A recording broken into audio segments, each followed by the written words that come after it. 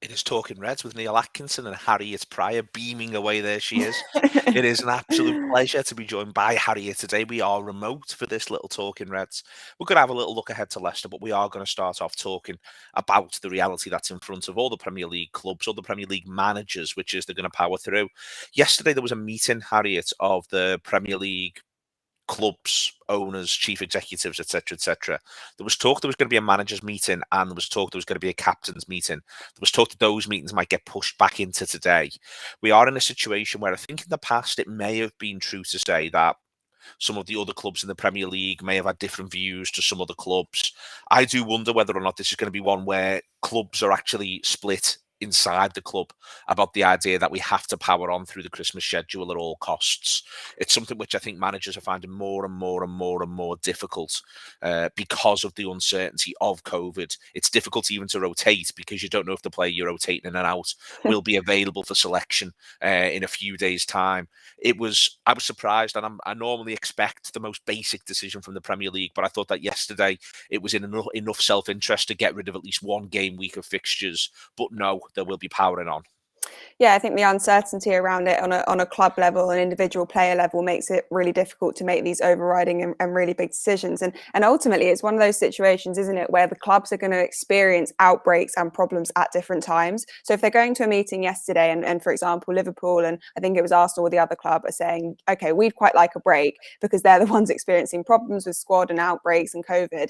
And then, another club are saying, well, we haven't got any cases, so why do we want a break? But then in a month's time, they might have an outbreak and they'll be saying we want to call it off. So there's no consistency or sort of agreement to be found at that level. And then like you said, with the actual players themselves, Klopp can plan to bring someone in and then they might get COVID. So I thought that the decision that they've made is a really interesting one, in that it just seems like there was only two options, and that was the really extreme option, which it looks like they discussed, which was to postpone the league and call it off, which obviously no club wanted, and then just to plough through.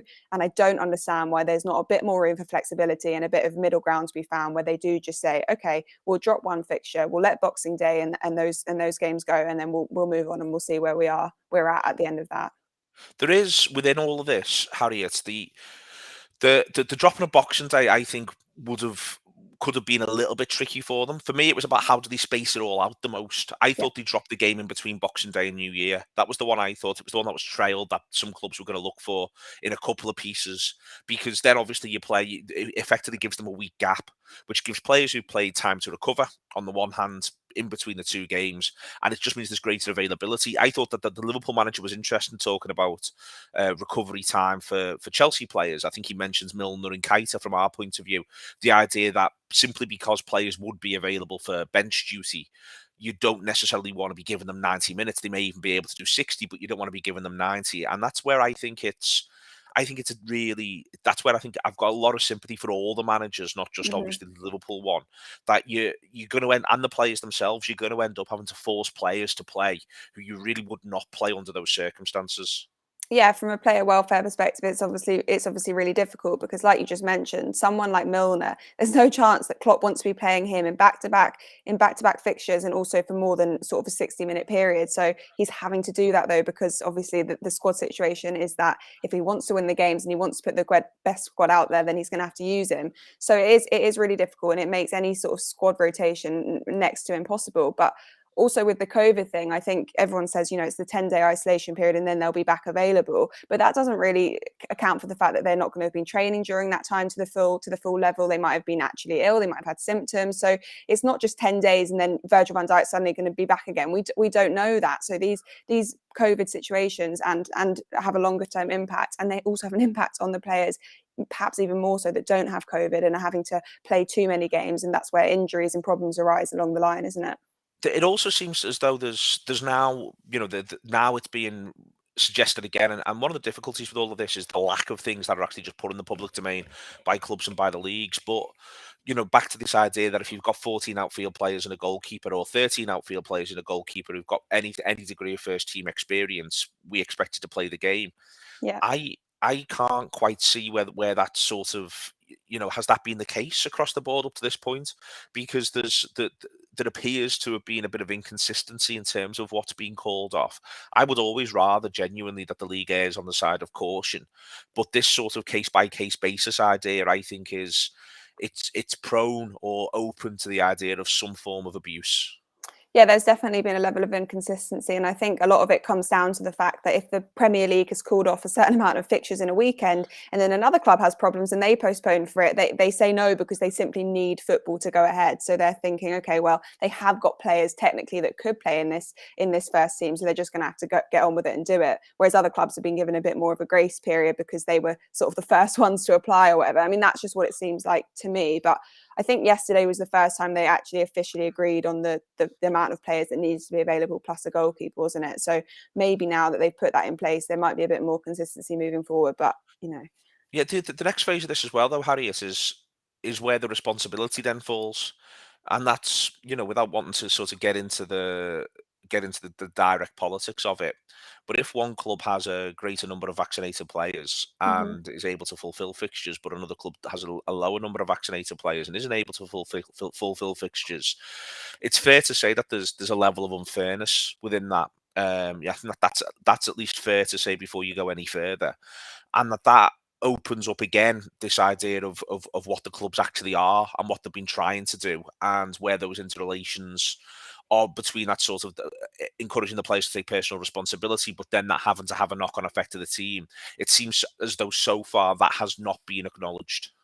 No, absolutely. I think they said yesterday, didn't they, that 84% of players are on their vaccination journey, whatever that kind of term Wonderful means. language. Wonderful language, which sort of means some are considering it maybe, some have had 3 jabs and some are somewhere in the middle. But ultimately, they said that they're not going to release it on a player-by-player, case-by-case, club-by-club basis. And we are where we are. But I totally agree. If you've got a squad and a club, hopefully like Liverpool, because Klopp is so sort of progressive with it and wanting to encourage everyone, where everyone is triple jabbed and they're in a position where they can play week in week out, but obviously they're getting breakthrough cases and people are still, that's we all know that's the case with the Yeah. vaccines, that we still might get COVID, but a lot of them are staying safe. Then they're going to have to just keep playing and playing and playing, whereas other clubs might not have as many vaccinated players, have these bigger outbreaks, get to have that week off and that period, and then just they don't have the congestion that we have. So it does seem unfair. All of it seems unfair, but I do think that every club will have their time, and maybe this has just been our time and Chelsea's time, for example. I think we're the only two that have played all of our scheduled games so far, aren't we? I think Manchester City have as well. I have that, So yeah. and that's an interesting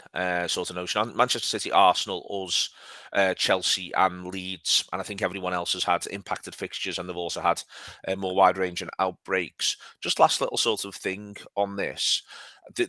What concerns me, Harriet, is this is going to be another example of football authorities waiting for every other set of football authorities to budge. So another thing that came out of the meeting was that the Premier League was going to speak to the FA about getting rid of third and fourth round FA Cup replays. Another thing that came out of the meeting was, can the Carabao Cup just be one semi-final, just be one leg? This is just back to where we've been so many times in the past, where UEFA and FIFA are at loggerheads. UEFA have their rules that stop the Premier League from doing certain stuff. The Premier League, it feels like, look to bully the FA and the EFL. The concern around this is everyone spends another 3 or 4 weeks trying to do horse trading, trying to bully one another, whereas it's the players and the player welfare that struggles. Yeah, 100%. I think all these different bodies are always going to think that their competition and their club and their sort of situation should take priority. So there's no way the FA Cup are going to say, "All right, then we'll let you have it because the Premier League's more important," and the Carabao Cup's not going to do that either. So you're just going to come into a situation where, while they're all trying to figure out a solution and they're not agreeing on any of it, because ultimately we know what it's like, and they're not going to agree on any of it. More players are getting injured, more players are getting COVID, more teams are suffering as a result of it, and there's just still bickering for days in meeting rooms that we know nothing about. It does appear to be the art and the nature of football is indeed bickering in meeting rooms that we know nothing about. One thing that, again, I didn't know anything about last season, or maybe even the season before, suspensions were competition specific. So if you picked up a yellow card in the League Cup, a red card in the League Cup, it only counted in the League Cup. The same with the FA Cup. This year, something appears to have and that was a change. Something appears to have changed back. So I was surprised to learn that Robertson is actually suspended for the League Cup game Yeah. against Leicester. Not least because I was actually going to be quite entertained by the notion of watching him, and then encouraging him to come out on the ale with all of us and see if he can catch COVID, because he won't have another game till the 16th of January. But instead, there is a thing where the first game of the suspension is indeed the EFL Cup game. That means he could be back for Chelsea if the calendar permits it, if those games do all take place, if they are all allowed all the way through. That means, though, that Shimaka's is obviously now in the position where there will be an expectation that from not a ton of games, he's playing Wednesday, Sunday. Wednesday, is it Wednesday, Sunday? Or is it Yes, it's Wednesday, Sunday, Wednesday, Tuesday Sunday, Tuesday, yeah. in that left back position, but he's one who we can therefore be pretty certain we are going to be seeing. I would have thought against Leicester at least for an hour. I think we'll be seeing a whole lot more of him, like you said, over the next couple of weeks. But yeah, the Robertson one is interesting because I was the same. I thought that it was just in the Premier League ban. I mean, obviously it benefits us if it means that he's going to be back against Chelsea. So happy days for us. But Tsimikas is an interesting one in that I didn't actually, when I knew that Robertson was out for 3 games and he got the red card, I don't feel nervous about him playing. I actually feel I quite look forward to seeing him. I think he would have played it on Wednesday anyway. I think that was a given, and maybe one of the following ones after that. So now he's just going to have to think, okay, I'm just going to have to get through it. But I think what's interesting is that obviously tomorrow night now is going to be a game where Klopp would have probably play people like Tsimikas for the whole 90 because he knows that they're not going to have that much game time. Now he's going to have to be a lot more tactical about it, because even players like Tyler Morton going to come in and they're going to have to be used in the Premier League if we've still got players out with COVID. So he's going to have to use them more selectively. You know, players like Konate and Gomez and everything like that, they're going to have to be used a lot more selectively than they would be normally in a League Cup game, because ultimately we're going to need the squad depth and the rotation, and we don't really have much of that at the moment, do we? Well, no, I think it's worth sort of, if you go through a little bit of that, one of the key questions around this is when the players who so far have been out with COVID, when will they return? When are the 10 days up? Then obviously the condition they're in when they return. The managers was quite clear on the first 3 that they were testing positive, but there were no symptoms, so there's nothing symptomatically wrong with them. But I just think you end up in a situation where everything will feel to the manager who's trying to do his preparations. And it's interesting all the way through in the League Cup, and it's happening again today. It's Linders who's doing the press conference.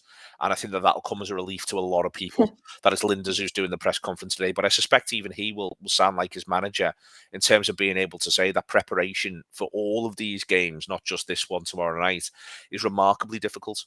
So what is the right thing to do with Morton? Because you're not quite sure what Fabinho you're getting back, precisely when you're getting that Fabinho back. Henderson's illness obviously has a knock-on effect, and so on and so forth. I think not even the idea of just picking an 11, Harriet, but there are 5 subs in the League Cup, and when you use those subs, is going to end up being a slightly edgier thing than it would normally have been.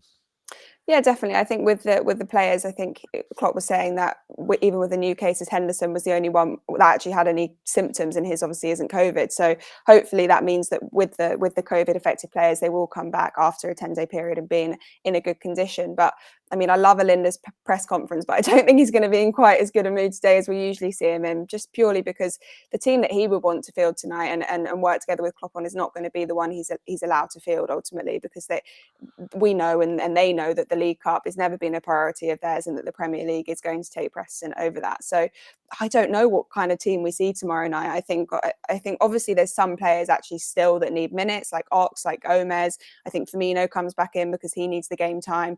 But there's a lot of unknowns in that squad where you think, okay, you're going to have to play a lot of football over the next week and a half. Do we want to play you tomorrow night? I think there's a couple where he'd love to see a strong hour. So I think Gomez is a really good example. Let's be sort of accurate here. Leeds United at the minute are in the midst of an injury crisis. I'm not quite sure about the COVID stuff, but they are in the midst of an injury crisis. Yeah. And they're really, really struggling to win games of football. So I think, if he could make sort of 4 or 5 changes in an ideal world, even he'd make them for Leeds. But it is this, suddenly if you are Gomez, a decent hour, say, against these midweek opens up the idea that you're starting against Leeds, I would say. And then if, I think it will almost be on the morning of the game, He's looking at who he's definitely got, and then from there he plans, all right, this will be our ideal world against this other team. And I think that this is, for me, if you are Gomez, Firmino is an example of it. You've mentioned there Chamberlain, Milner still I think probably falls into this camp. Nico Yeah, Williams falls into this camp. definitely. Yeah. I think the manager would love to be able to feel as though we could start Leeds with Nico at right back, off the basis of the fact that obviously then he can use Trent at Leicester, as long as Trent doesn't contract COVID in the meantime. Yeah, and that's the thing. It's always as long as they don't get COVID or as long as nothing else happens along the way. I think it's interesting you said there on the morning of the game, they can look at who they have available. But I think actually, depending on the time of the fixture, they do another round of tests about 12 o'clock, don't they? So I think with the last game, there was literally on the day of the game, they Yeah. realised that 2 players had suspected possible COVID cases.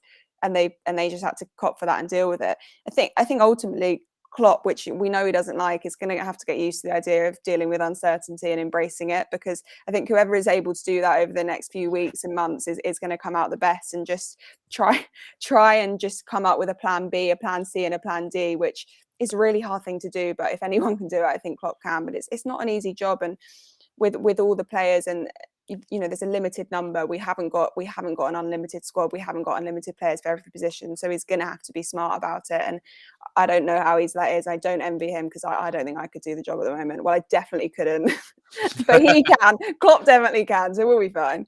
Let's hope that Klopp definitely can. Indeed. There's loads of fantastic stuff on the Anfield Wrap. We will have team talk in the immediate aftermath of that Linda's press conference. I think that'll be very much worth listening to, that team talk. Be a really interesting show. Loads of great stuff coming, and lots of reaction to Tottenham as well. If you missed it, do check out the Dale Johnson thread on Twitter around the stuff around the video assistant referee.